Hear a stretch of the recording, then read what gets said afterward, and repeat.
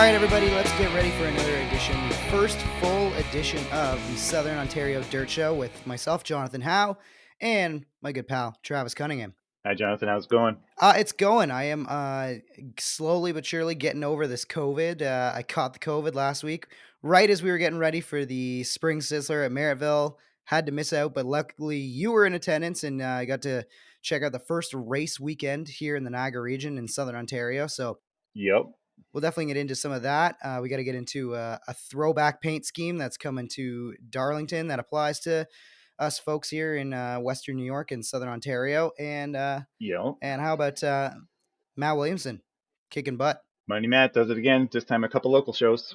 Yeah, I was gonna say it kind of I kind of thought it was gonna be maybe a quiet start to the year for Matt. I don't know why I expected him not to be coming out of the gate hot, but Mm, every time you start to doubt Matt, I feel like it's a bad idea because he just shows up and puts together wins.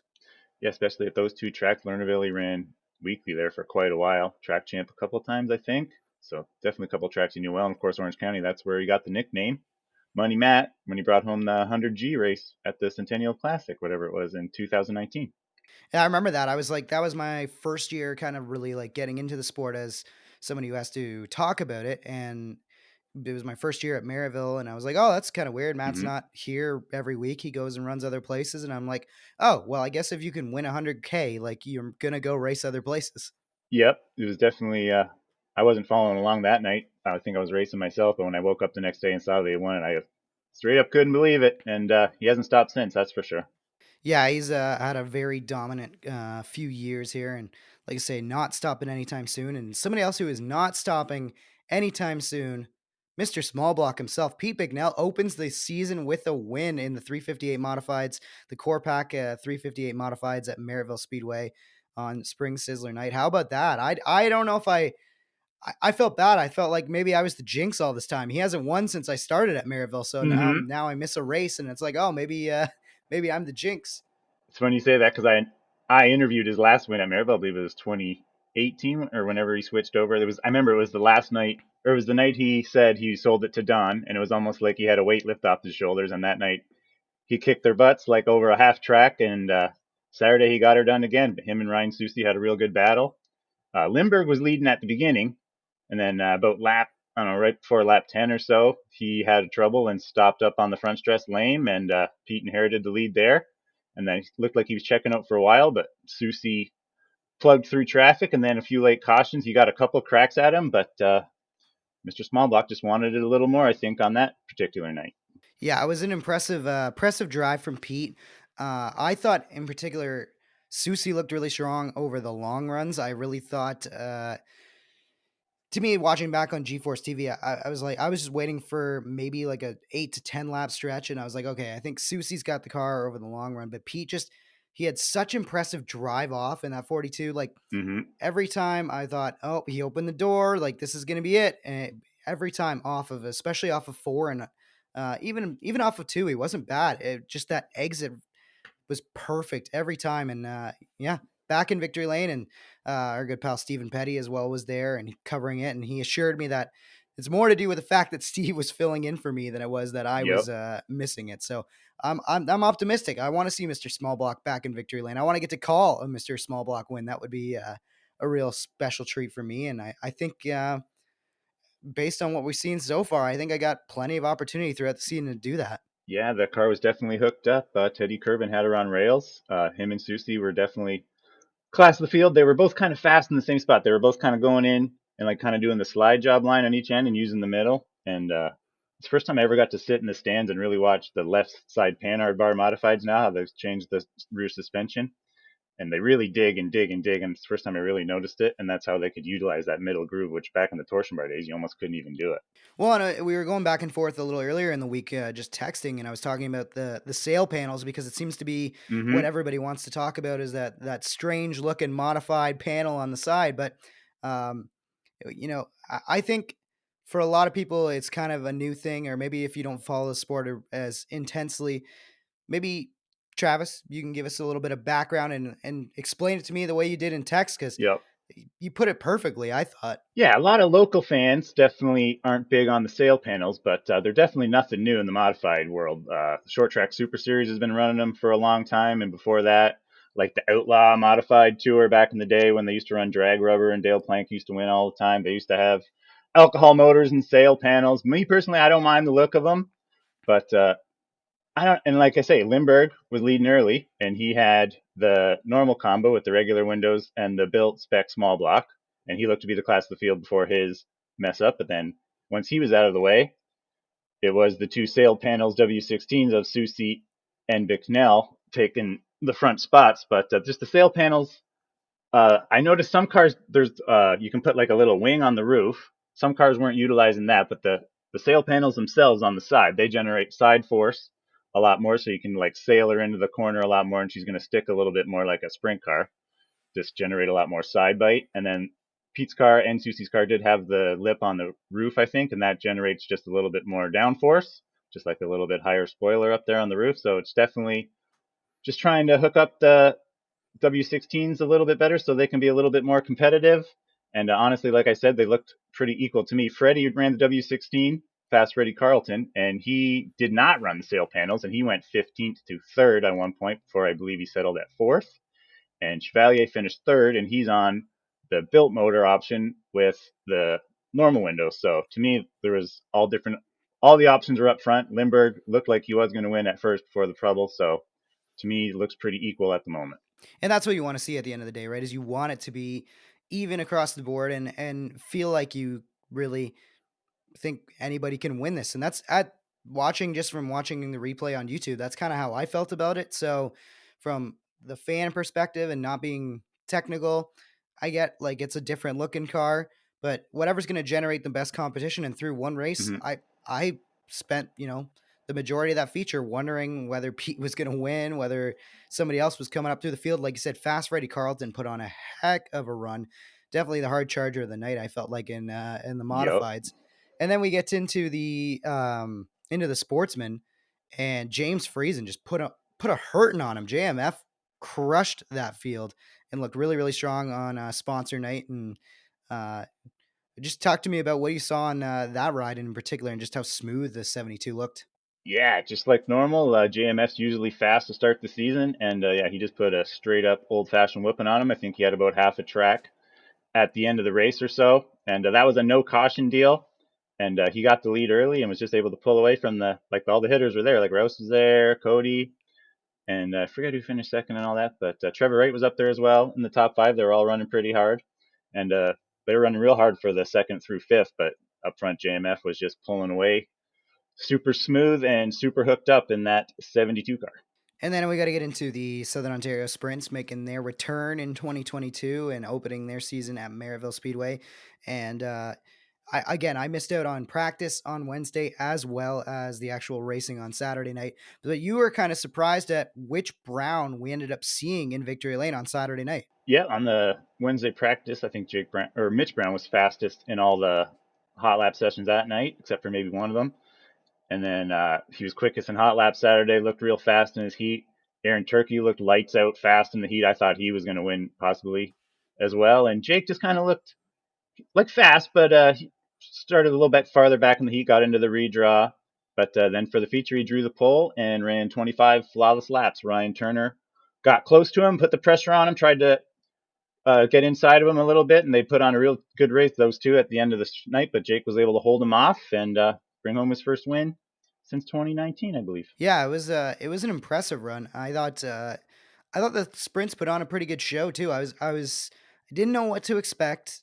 First race out, and I thought track was really really fast. It seemed like, and I thought that in particular, Mm-hmm. I really thought that it was going to be a race of comers and goers. But for the most part, it seemed like the dominant cars stayed the dominant cars, and it was tough to pass. It was a real battle out there. Yep, definitely. The top 10 cars were super fast there, and Ryan Turner was definitely the mover. I think he started back a bit, and Mitch started back as well. He got up to third, I believe. Ryan finished second. They both started, I think, around seventh and eighth each.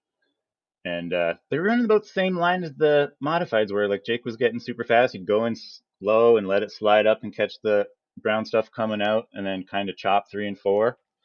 And that's where Ryan was trying to get in there, but he just couldn't quite get it done. And yeah, and who else looked fast?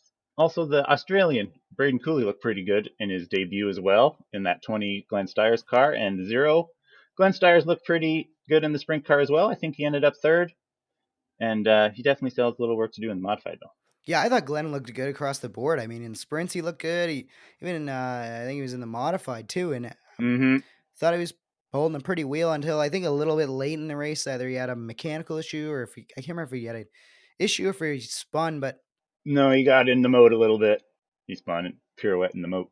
yeah, right. I Yep. thought it was it was. I just remember the car being up high, and I was like, I don't remember. Yep. But a very solid start. Solid night of racing. Even the four cylinders put on a pretty decent show. Tyler Mm-hmm. Afonso walking away with another win, which is not a great sign for the field. Yep. I feel like Tyler Lafonzi is one of the contenders each and every week in the four cylinders. Mm-hmm. So maybe it'll be a TMR duel between Lafonzi and Rothwell for the championship, or maybe somebody else sneaks in there. I thought last year at my dark horse, I had a real soft spot for Kenny Hare in the 5K, and I'm glad to see that that car seemed to be competitive again on Saturday night. So looking forward to the opening weekend. The actual Bobcat of Hamilton Weekly Racing Series season starts this weekend. I will be back at the track for that, thankfully. Mm-hmm. Looking forward to that and getting back and seeing all my friends down at Merrittville. And something else that's not Merrittville related that I feel like we got to get into is a very special NASCAR Darlington throwback scheme from one of our hometown heroes, Yep. Stewart Friesen. Yeah. Stewie's doing a throwback for the Darlington race to Jumpin' Jack Johnson, and it is the coolest paint job I've ever seen on a NASCAR, if you ask me. Yeah, it just see I was last year, I think it was last year that he ran starting the first year he kind of really did a throwback to something local that I could attach to, and I saw, the dirt racing community really get fired up. It was his grandpa.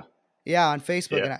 and everybody was sharing his grandpa's scheme, and they all had stories, and our Merrittville Memories page was all over it, and it was really Mm-hmm. it was a nice reminder of how far some of these guys get, and then how legendary some of these past champions of the dirt racing scene in Western New York and Southern Ontario, how much impact they have, because there were tons of people on Twitter reacting to this recent scheme from Stewie, being like, "Oh, that's an awesome legendary scheme. What a great choice for a throwback." Like, I was really really impressed with Stewie's decision, and I can't wait to see it out on the racetrack. Yeah, no doubt. I'm almost a little bit too young to fully appreciate Jumpin' Jack's legacy in the dirt world, but back when Dirt Motorsports first started, he was one of the first champions, has 3 Super Dirt Car Series championships, I believe. And the main thing I remember about Jumpin' Jack was 2008 Super Dirt Week. I think he was 64 years old. He ends up winning his heat race at the Moody Mile. And I've never seen a crowd go that berserk. Like, I'm talking to you, they blew the roof off the New York State Fairgrounds grandstands, and it was the coolest thing I've ever seen. And there's that 64-year-old gray-haired dude just sitting on the right rear, all cool with the checker flag like he always does. And honestly, that's one of the coolest things I've ever seen in the track. And I wish I was a little bit older to fully appreciate Jumpin' Jack, because he was definitely the man back in the day and did his fair share of winning. All-time leader at Fonda, I believe, in wins, and up there in the Super Dirt Car Series wins as well. Yeah, that's exactly how I feel too. Is that same idea of not quite being old enough to appreciate it. But I think even last year Mm-hmm. when Pete brought back the orange scheme, and it served as another great learning opportunity for me, being not too new to the scene, but new enough that I don't have the same. I'm not like Fran, our good pal, who sits up in the booth at Maryville with thousands of pictures and stats from the 90s, 80s, and so on and so forth Mm-hmm. through all these tracks. I don't have that memory, that recollection. So when I see people reacting and the outpouring of support and just like, oh, that's such a cool idea for that to come back, it's awesome. It's awesome to see these guys paying tribute to the past. Pete, he's ran long enough that he can throw back to several years of schemes, and we'd all probably be freaking out around the track. So, Mm-hmm. and that's going to be awesome because Pete is going to be our first guest here on the Southern Ontario Dirt Show, which we're going to record this Saturday at the racetrack, Yep. and that's going to be an honor to talk to him and um, get to talk to him a little bit about being inducted to the Wall of Fame Yep. and how it felt to be still driving. And I remember there was lots of jokes in the speech about maybe we're trying to get him to retire by putting him up on the Wall of Fame, but he's a winner. He's already won in 2022, so I no reason to walk away now, right? Yeah, I can't see Pete ever retiring, to be honest with you. He just loves it. He's one of those guys that he's gonna die in the race car, or like that's when he's gonna get out of it, is when he's in the ground. So, in my opinion, he just loves it so much, and yeah, I can't see him ever stepping away, especially the way he's running. Still, definitely, even when he wasn't winning, he was still second, third, fourth a lot. Like, heck, pretty good, if you ask me. Almost won the championship last year. He was maybe a spin away from a championship at Merrittville last year. So Yep, also true. yeah, it's gonna be awesome to catch up with Pete, and we're looking forward to that interview. So Hmm. yeah, we'll throw to that right now.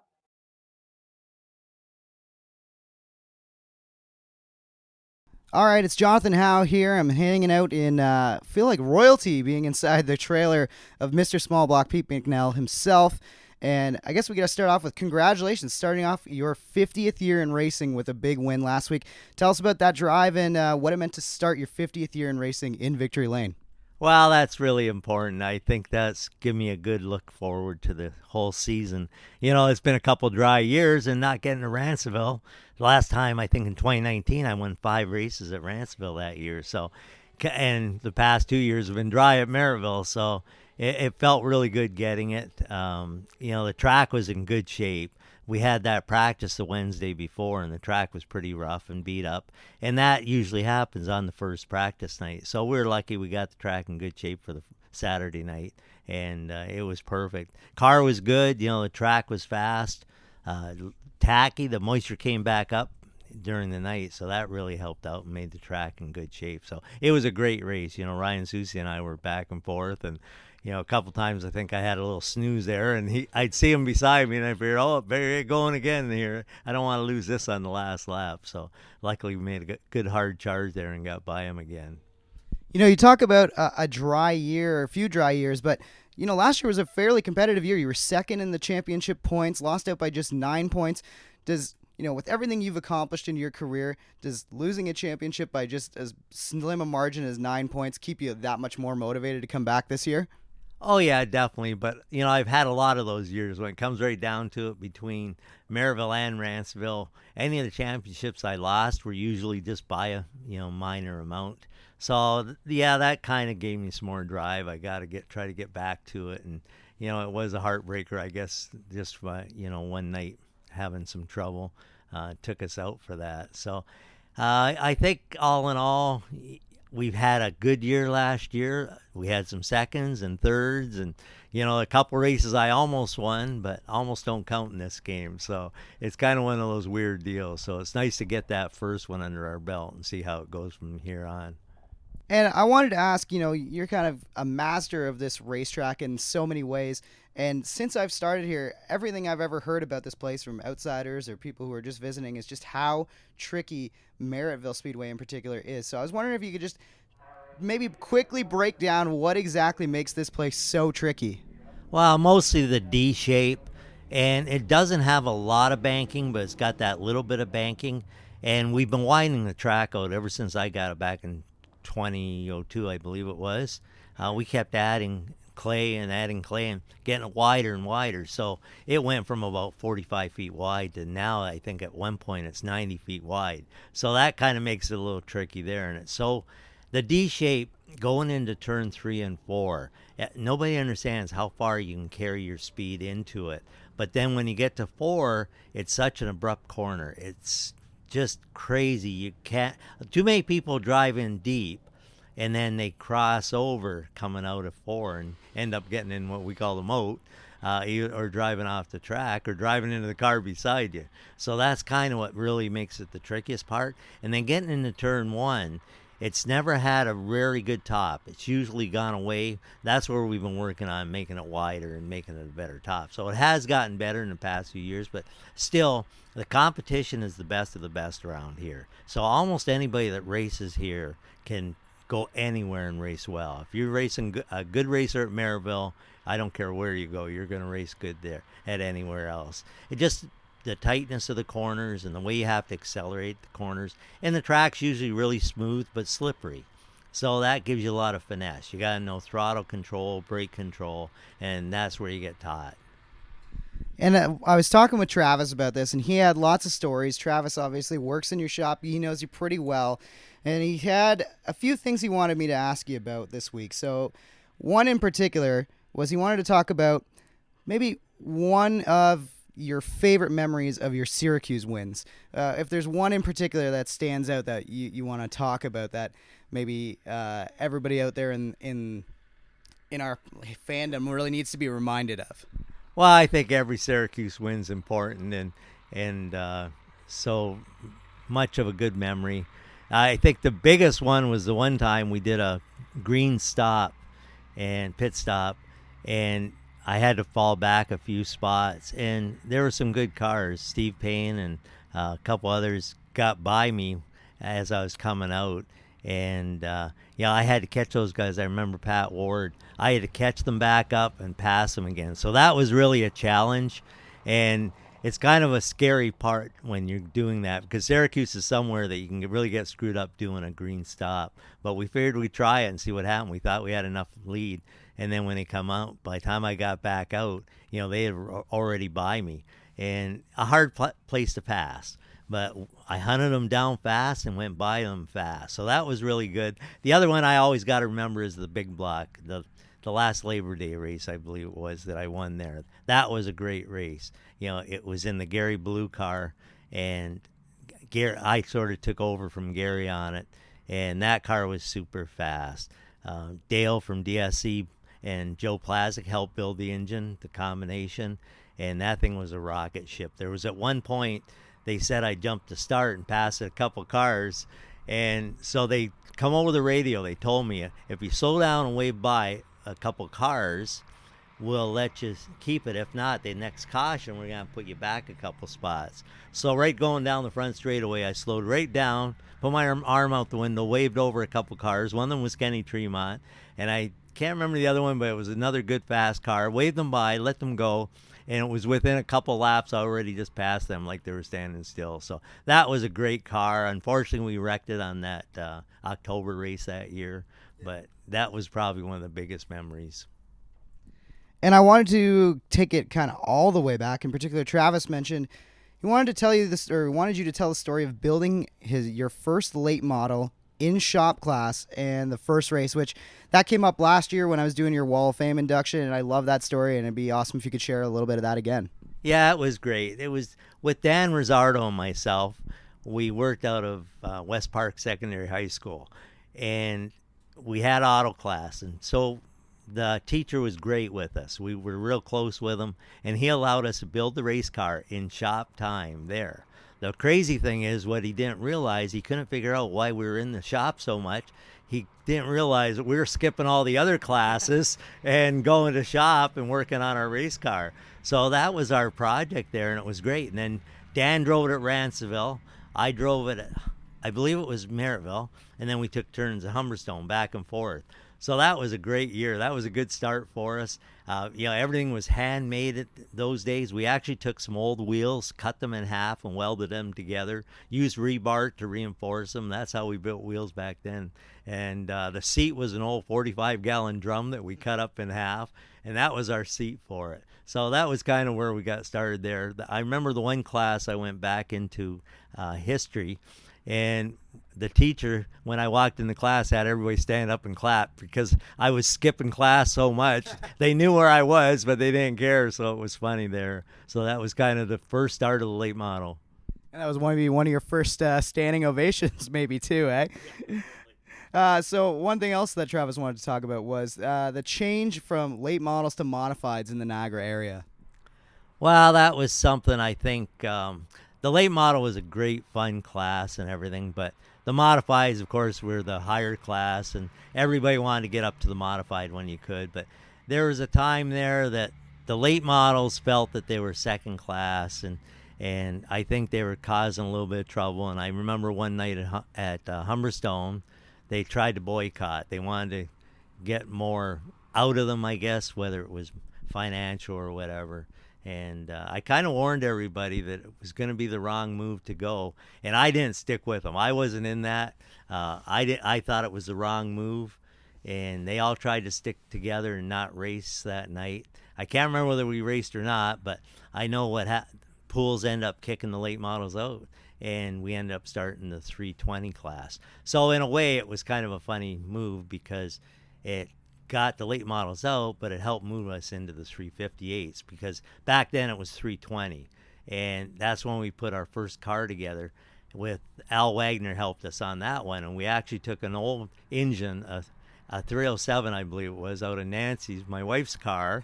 She had a beautiful Chevelle, and we ended up taking the engine out of that and putting that in and racing. And I won my first race in the 320 class at Humberstone with that engine. It was kind of funny. It was just one of those things that Al Wagner helped and worked out well. And Travis mentioned, you've got a 50-year career. Over the course of 50 years, you're going to run into people and have some friendly rivalries and some maybe not so friendly rivalries. But who, in your mind, was your biggest rival over the course of your racing career? Well, Davey Moore was, he was always my hero, and I think I watched him and followed him the best. And he definitely, I think, taught everybody around here. He was the main guy that he could go to Weedsport or Canandaigua or Rolling Wheels. Anywhere he went, he could win. So you had to sort of follow him. And his shop was near mine when I was growing up as a teenager. So we'd go over there a lot and watch what he was doing. Davey was a good hard worker. He slept and raced for a living. That's all he did. He loved it. And it was great to see, but he was kind of my idol and the one I learned from. And this is the last one. This is what I'm going to wrap up on. 50 years of driving. You've probably driven a lot of different cars on a lot of different tracks. You only get to race one type of car on one track for the rest of your life. What would you pick? What's the combination? The modified at Merrittville. I think this is it. By far, this is the best track. It's the trickiest. We've always had good combinations, good competition. So I think trying to get this place, under your belt and trying to make a winner here makes you a winner everywhere. Thanks so much for your time, Pete. Good luck tonight. Good luck the rest of the season. Yeah, great. Thank you. And the checkered is out on another episode of the Southern Ontario Dirt Show. Be sure to rate, review, and subscribe for future episodes. Connect with us on Facebook, Twitter, Instagram, and TikTok at Southern Ontario Dirt Show. Have a question for the show? Email us, southernontariodirtshow@gmail.com. Thanks for supporting local racing in Southern Ontario, and we'll see you at the track.